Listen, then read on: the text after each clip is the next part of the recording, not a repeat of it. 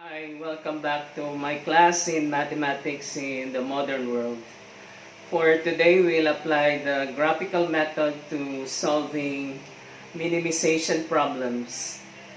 We had taken a solution of maximization problems by using graphical method. The process for solving minimization problems by graphical method is the same process we applied when we solve maximization problems. The first step, of course, is to sketch the graphs of the explicit constraint, identify the feasible solution, the set of feasible solution, evaluate the objective function, and select for maximization problem. We select the maximum value of the objective function, and we decide on the values, the final values of the decision variables. For minimization problems, the only difference is in the last step we select the lowest value for the objective function. And so we now consider the following problem. A fertilizer compound is to be made from two ingredients, A and B, that cost 85 pesos and 65 pesos per pound, respectively. The fertilizer compound should contain at least 25 pounds of ingredient A and at most 75 pounds of ingredient B. The mixture of the two ingredients, there should be S here, two ingredients, should be exactly 100 pounds. How many pounds of each ingredient should be mixed to minimize cost of fertilizer compound? To solve this minimization problem by graphical method, we have to first translate the problem and the given information in the problem into a mathematical model, which is called the linear program in linear programming. The unknown here is the number of pounds. How many pounds of each ingredient should be mixed? And the two ingredients are denoted by A and B. So the fertilizer compound consists of two ingredients, ingredient A and ingredient B. And we might as well use these letters A and B to denote the number of pounds of the first ingredient and the number of pounds of the second ingredient that should be in the mixture for the fertilizer compound. So we let A be the number of pounds of the first ingredient in the fertilizer compound, and we let B be the number of pounds of the second ingredient in the fertilizer compound. In the linear program, we write first the objective function, and our objective is to minimize cost. We want to find the minimum value of cost for making the fertilizer compound. So our objective is minimize C. Capital C here denotes the total cost of the fertilizer compound. Min here means minimize. Our objective is to minimize C, capital C, for total cost of the fertilizer compound. Now we write the cost function, or the total cost of the fertilizer compound by the mixture of two ingredients A and B. We are given that the cost of ingredient A is 85 pesos per pound. We are also given that the cost of the second ingredient B is 65 pesos per pound.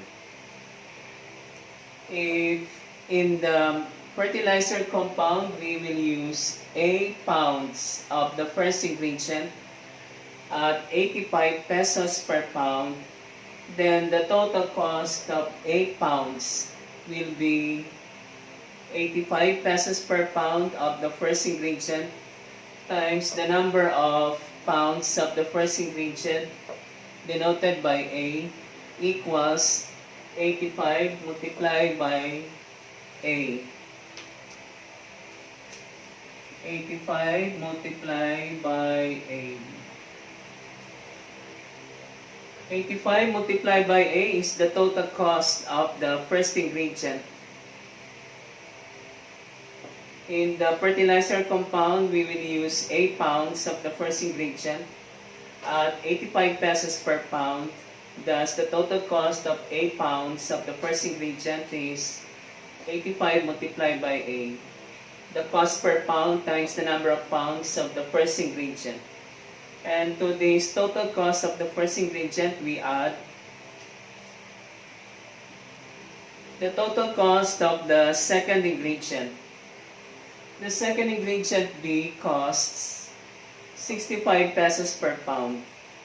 If we will mix B pounds of the second ingredient to the first ingredient, and the cost per pound of the second ingredient is 65 pesos per pound, then the total cost of B pounds of the second ingredient is 65 pesos per pound times the number of pounds of the second ingredient B, or 65 multiplied by B.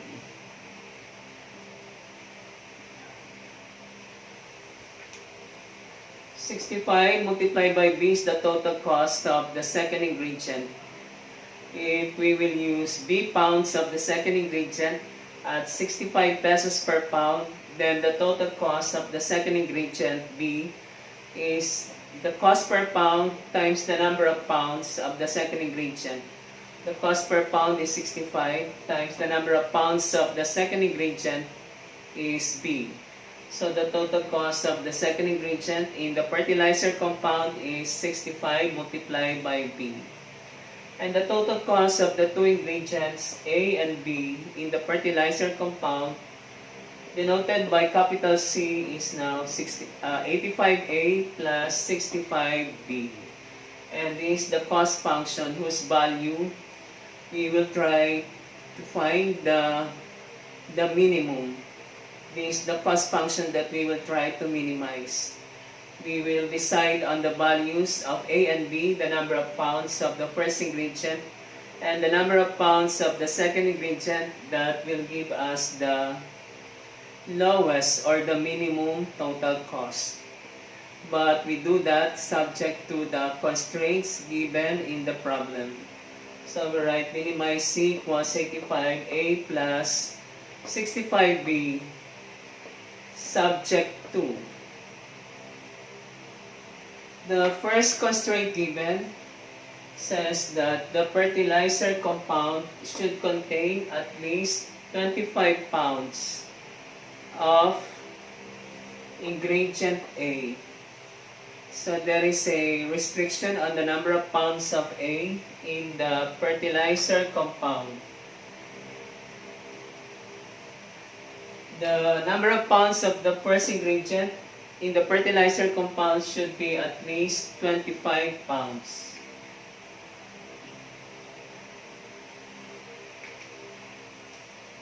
The words at least means, at least 25 means that 25 is the lowest possible value for A, and it can be greater than 25 or more than 25. So at least 25 means 25 or more, or 25 or greater than 25, or at least 25 means 25 or larger than, higher than 25. And using a mathematical symbol, we use an inequality sign to denote at least, and we use greater than or equal to.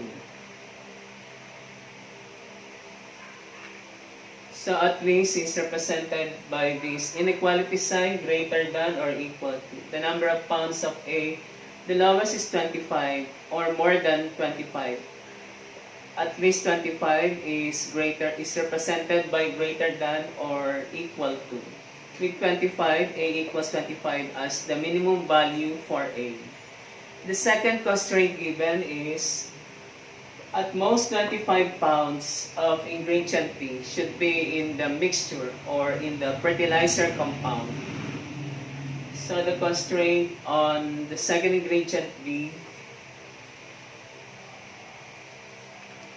is that the number of pounds of ingredient B should be at most 75 pounds.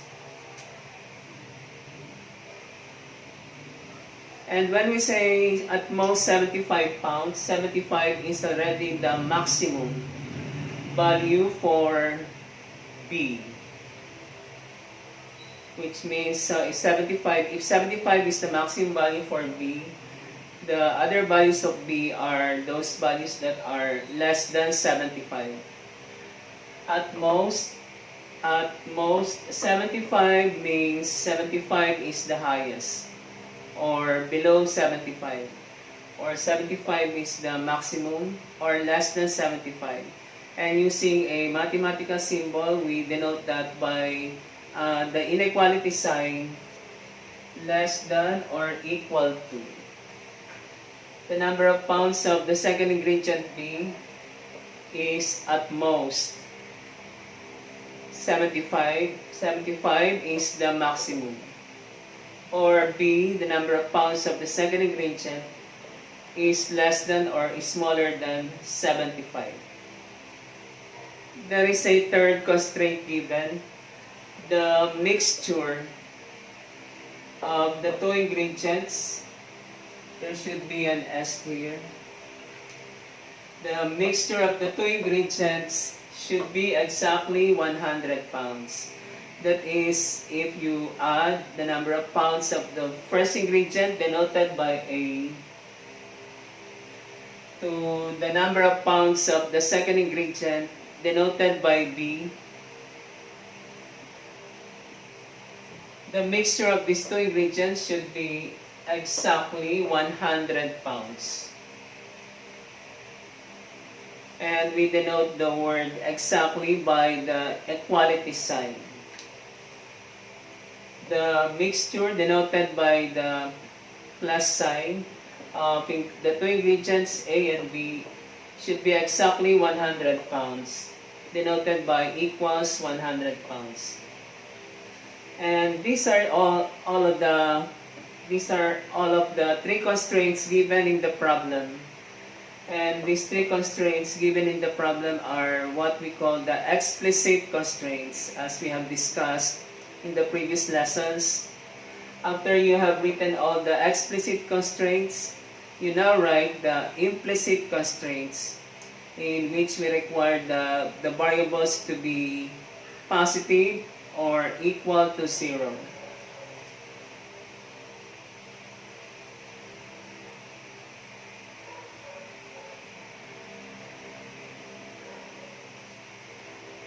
The implicit constraints are also known as the non-negativity constraints, in which we require all the variables to be greater than or equal to 0. But for this particular problem, we do not write the equal sign.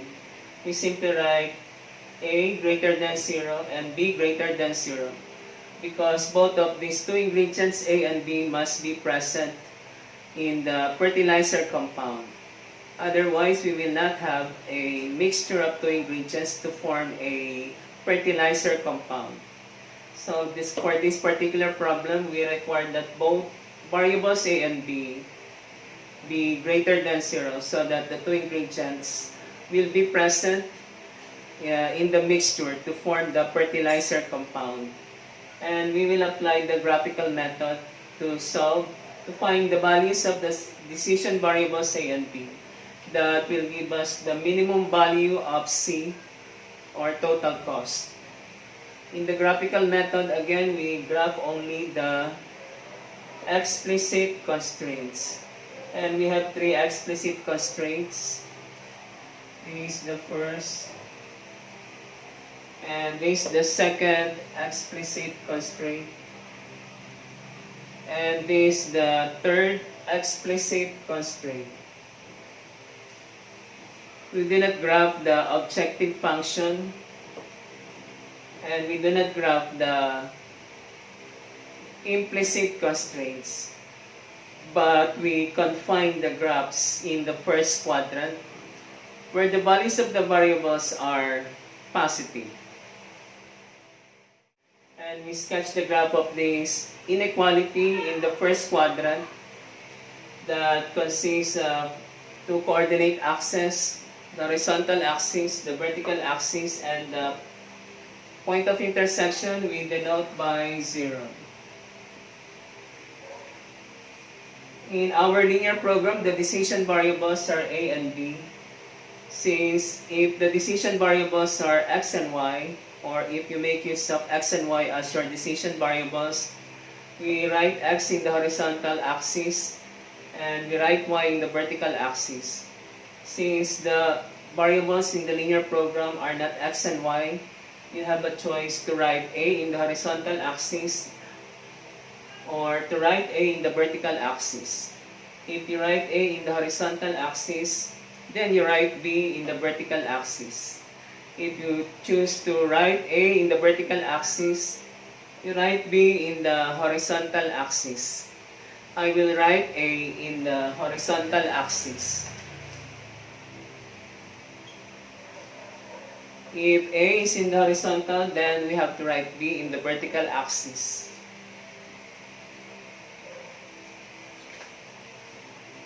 The graph of the first explicit constraint, A greater than equal to 25, consists of 2 parts. We start with the graph of the equal part. A equals 25. The graph of this A equals 25 is a straight line. Locate 25 in the horizontal axis or in the A axis. I will use a 25 unit intervals in the horizontal axis. 25, 50, 75, 100. And this is A equals 25. The graph of the line with this equation A equals 25 is a vertical line. From this point, construct a vertical line passing through this point A equals 25. The vertical line is perpendicular with the horizontal axis and parallel with the vertical axis. We construct that line.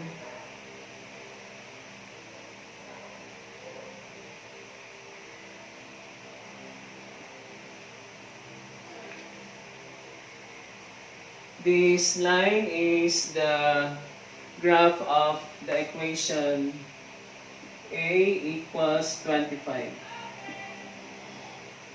If the equation consists of only one variable, its graph is either vertical or horizontal line. If the variable is in the horizontal axis, then the line is a vertical line. The graph of A equals 25 is a vertical line. Passing through this point 25, A equals 25 on the horizontal axis. The vertical line is perpendicular with the horizontal axis and parallel with the vertical axis. That's the first part of the graph of the explicit constraint A greater than equal to 25. Now we graph the part of this explicit constraint for A greater than 25. We identify those set of points for which the values of A are greater than 25. If this is 25, then those values of A that are greater than 25 are those to the right of 25, which means that all the points to the right of this vertical line, the values of A are greater than 25. So we shade that region. Shade the region to the right of the vertical line A equals 25.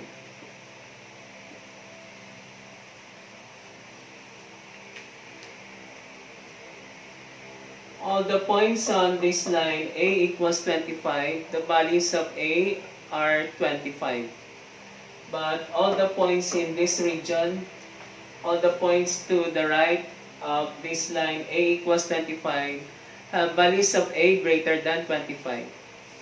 Next, we sketch the graph of the second explicit constraint, B less than equal to 75. B less than equal to 75. Again, we start with the equal part. B equals 75. Locate this point in the vertical axis. Again, I will use a 25 unit intervals for the vertical axis.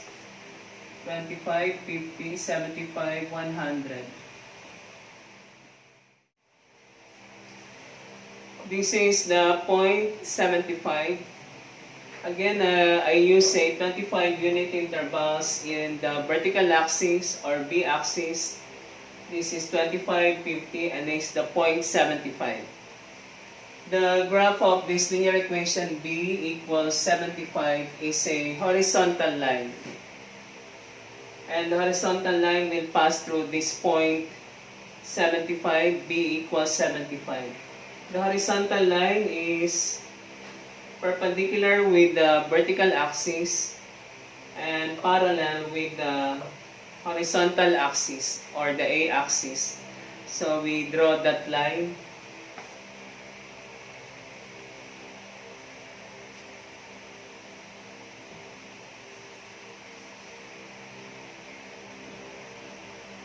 Is the line B equals 75. This line is horizontal, passing through this point B equals 75. And this horizontal line is perpendicular with the vertical axis and parallel with the horizontal axis. Now for the second part of the graph of the second explicit constraint, B less than equal to 75. That's the second constraint. We identified the region where the set of points have values of B less than 75. If this is the point B equals 75, then all the points below this line, the values of B are less than 75. All the points below this line have values of B less than 75. So we shade that region below this horizontal line, B equals 75.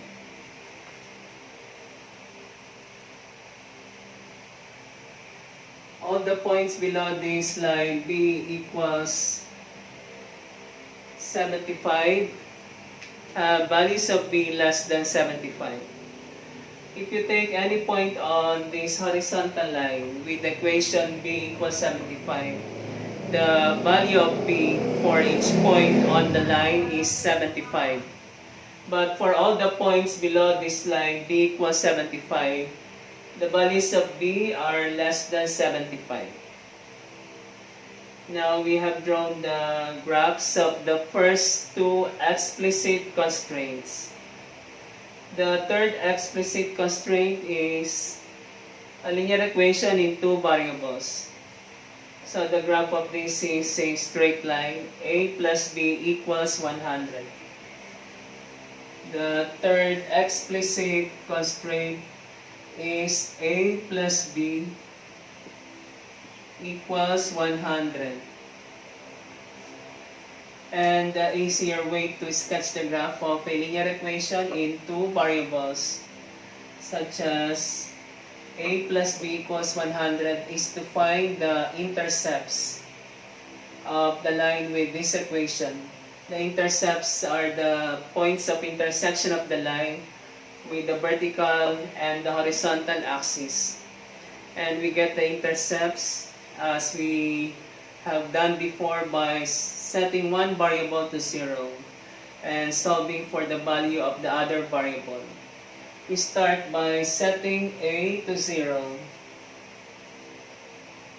If A equals 0, A will go, we get B equals 100. B equals 100. Or this is the point with coordinates AB. When you write the coordinates of a point with variables other than the variables x and y, you always start with the coordinate with the value of the variable on the horizontal axis.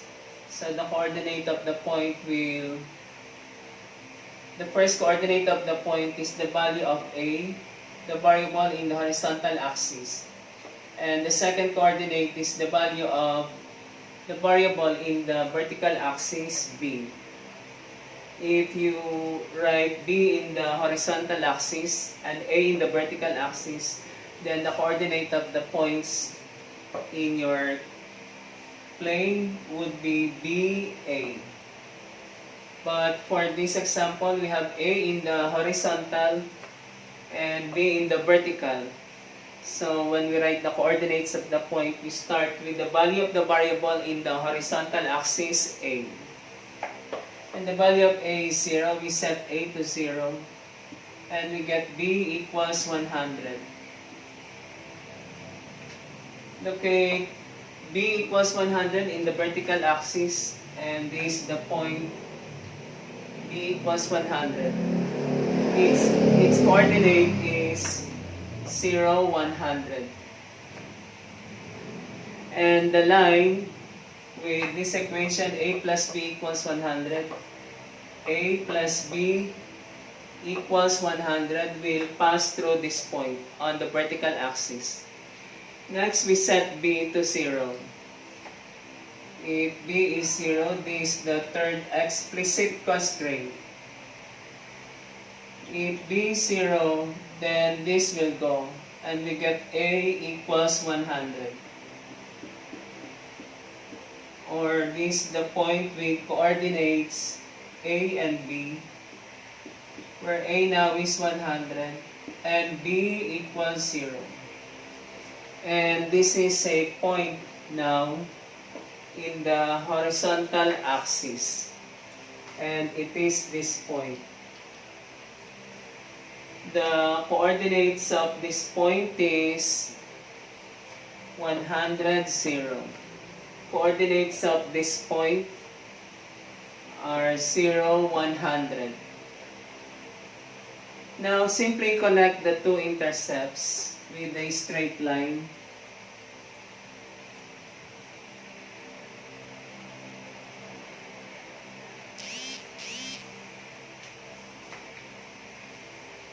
And that is the graph of the linear equation A plus B equals 100. And we label this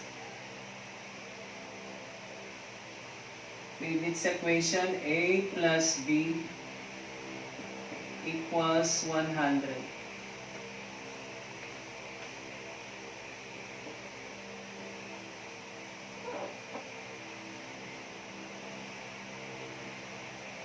So we have drawn the graphs of all the three explicit constraints. Now we will identify the set of feasible solutions. The set of values for A and B all the combinations of A and B that satisfy all the constraints, and one of which will give us the minimum value of C. In our examples before, for using graphical method to solve maximization problems, our feasible solution is an area or a region. That's why we call this feasible solution as the feasible solution area. And if you notice before, all of the explicit constraints contain inequality signs.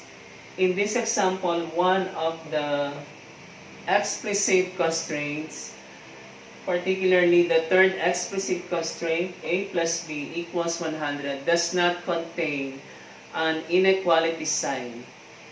It does not contain a less than or a greater than sign. That is why the graph of the third explicit constraint is just this line. And there is nothing to shade a region either above the line or below the line. Again, if the explicit constraint is an equation, the graph will consist of only a straight line, and there is nothing to shade.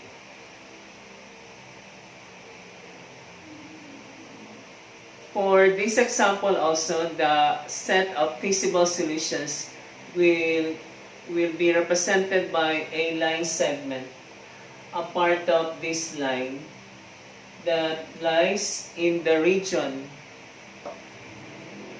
with two intersecting lines. This is the region that contains the set of points that satisfy the first two explicit constraints.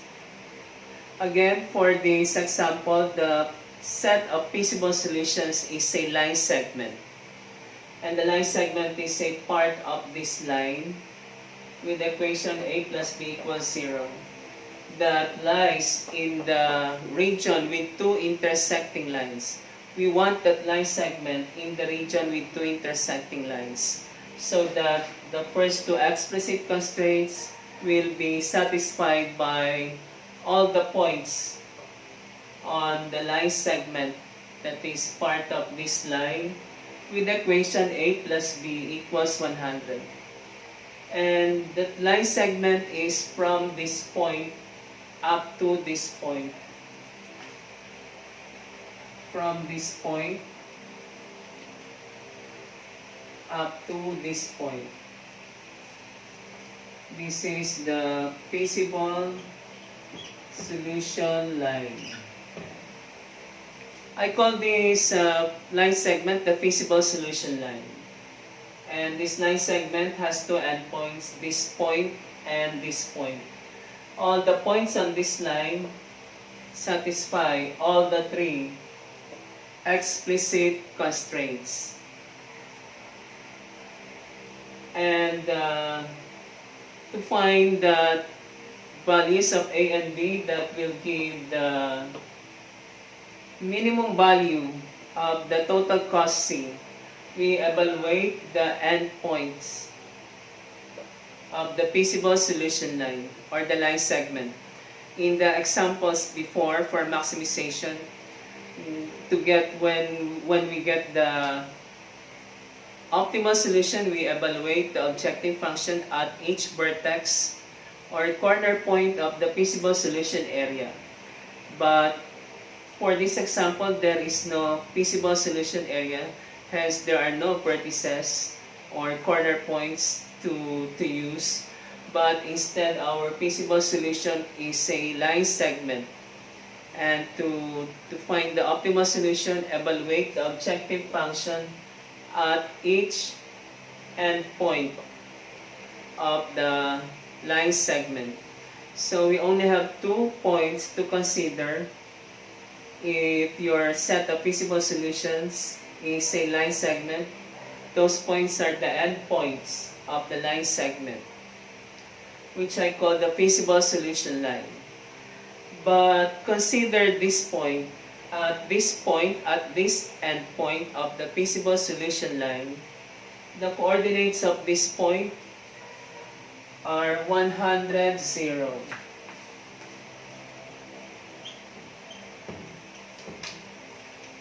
This lower endpoint of the feasible solution line, or this line segment, has coordinates 100, 0, which means that A is 100 and B is 0. But in our implicit constraints, we require that A be greater than 0 and B be greater than 0. But for this endpoint, the value of B is 0. Thus, we will not consider this point or this endpoint of the line segment, because this one coordinate of this point does not satisfy the implicit constraint that says B be greater than 0, which leaves us with only one endpoint or point of this feasible solution line to consider, and it is this endpoint. You can see that this point is a point on this line. A plus B equals 100.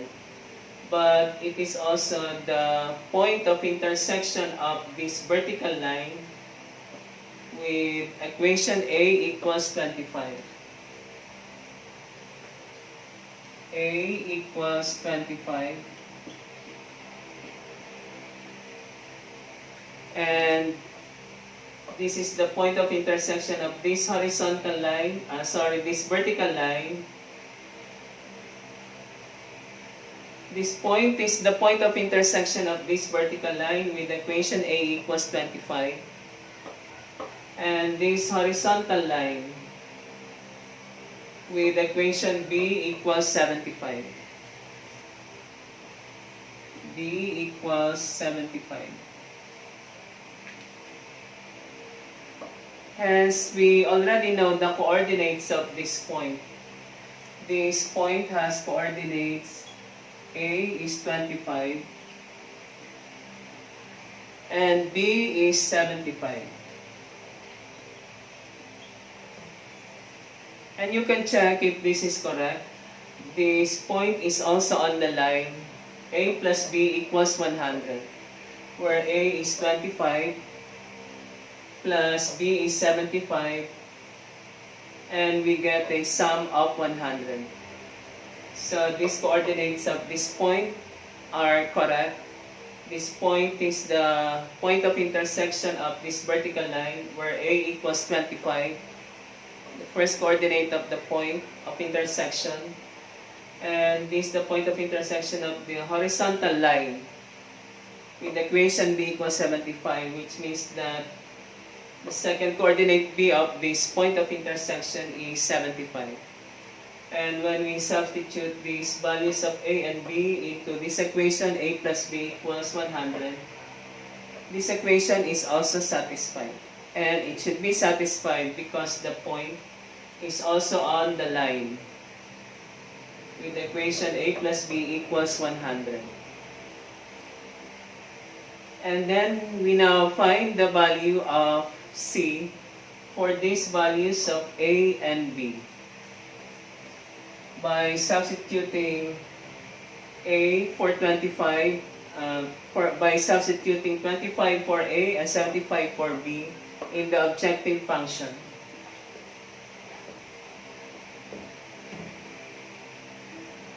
Our minimum cost now is 85 multiplied by A 75 multiplied by A equals 25 plus 65 plus 65 multiplied by B 75.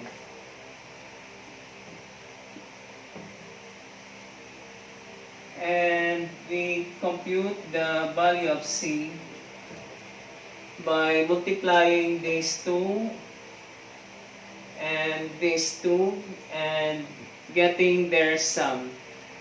And you may use your calculator to find the value of this sum of these two products. Using calculator, we compute the product 85 multiplied by 25 and we get 2,125. By calculator, we obtain 65 by 75 and the result gives us 4,875. And if we add 2,125 plus 4,875, we get a sum of 7,000. Thus, our optimal solution or the best solution, all the points in this feasible solution line are solutions. This line segment, except this endpoint, consists of infinitely many points that satisfy all the three explicit constraints. And all of them are feasible solutions. All of them are solutions. But this is the one point that gives us the best solution. The solution that gives the values for the decision variables A and B, that gives the minimum value of C, the minimum total cost of 7,000 pesos. Thus, our optimal solution or the best solution, we mix 25 pounds of the first ingredient and 75 pounds of the second ingredient. This is the point. The solution is represented by this point, the end point of the line segment. For these values of A and B, the lowest or the minimum total cost is 7,000 pesos as we have computed here. For your practice, please try the following problem. Minimize C equals 5x plus 7y. Subject to x plus y equals 10. X greater than equal to 2. Y greater than equal to 3. In this exercise, you have three explicit constraints. And when you draw the graphs of these three explicit constraints and you identify the set of feasible solutions, you will find that the feasible solution is also a line segment. But for this exercise, the line segment you will have a line segment with two endpoints to evaluate. And to evaluate the objective function, minimize C equals 5x plus 7y. And you will choose between the two endpoints that will give the minimum value of C. Please try it. And if you have question about the lesson today, you ask your question in the comments below. And do not forget to subscribe to my YouTube channel, Art Kalison. Thank you.